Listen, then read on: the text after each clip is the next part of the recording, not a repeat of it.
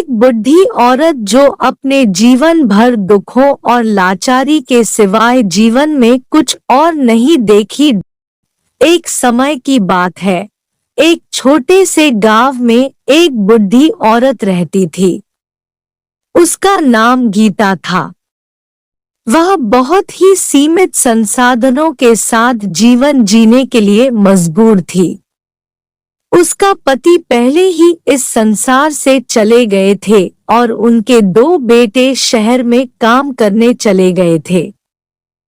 गीता को अकेलापन और उदासी के बावजूद घर में जीना पड़ता था। गीता का दिन एक जैसा ही बीतता था। वह सुबह उठती, घर के काम करती, खाना बनाती और फिर सोती। उसे दुख और लाचारी के अलावा कुछ और देखने का अवसर कहीं नहीं मिलता था।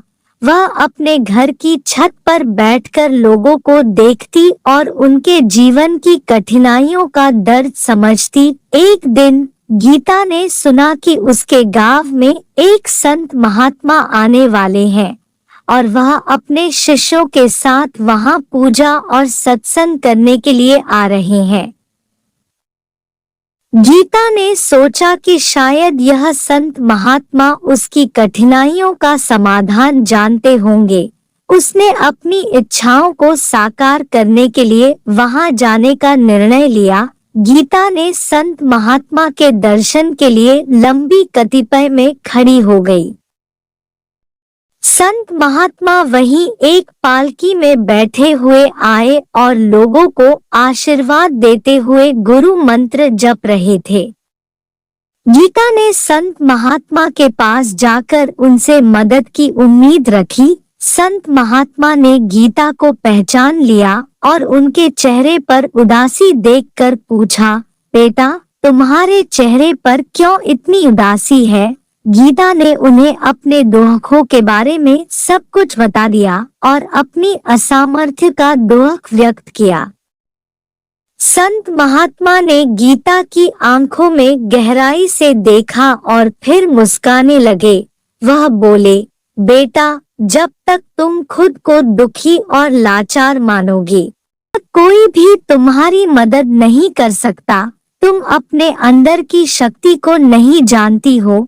जब तक तुम खुद को संवारोगी नहीं, तब तक कोई भी तुम्हें संवारने का प्रयास नहीं करेगा। गीता के मन में एक नया सोच का प्रकाश जगा।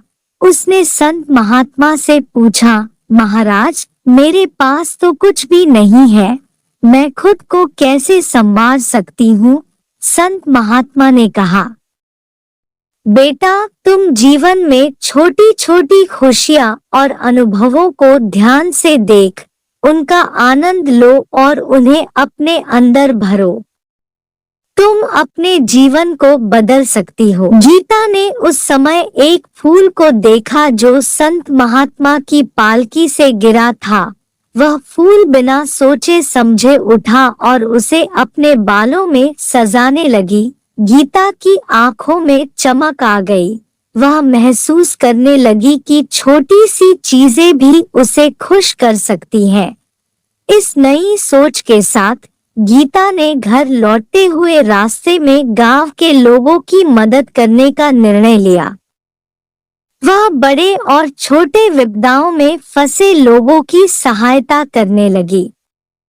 उसने अपने समय और संसाधनों का उपयोग करके सामाजिक कार्यों में अपनी भूमिका निभाने की शुरुआत की। धीरे धीरे गीता के आसपास की बदली हुई वातावरण उसे एक नया जीवन दिखाने लगा।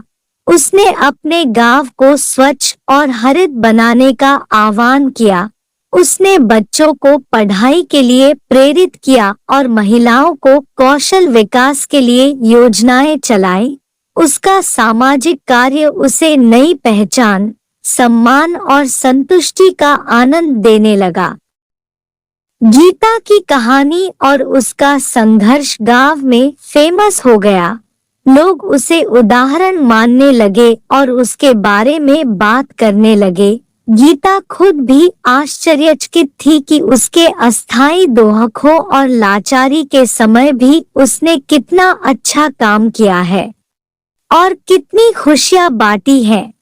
गीता की कहानी और संघर्ष सभी को सीख देती है कि जीवन के दोहखों और लाचारी के बीच भी हम अपनी शक्तियों का उपयोग करके अपने आसपास के लोगों की सेवा कर सकते हैं।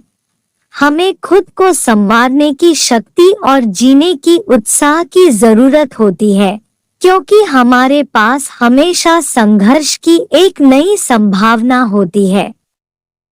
इस तरह गीता ने अपने जीवन को पूरी तरह से बदल दिया और एक उदाहरण बनकर लोगों को प्रेरित किया। उसने अपने दोहखों और लाचारी को पार करके खुद को सशक्त बनाया और एक मार्गदर्शक बना दिया। उसकी इस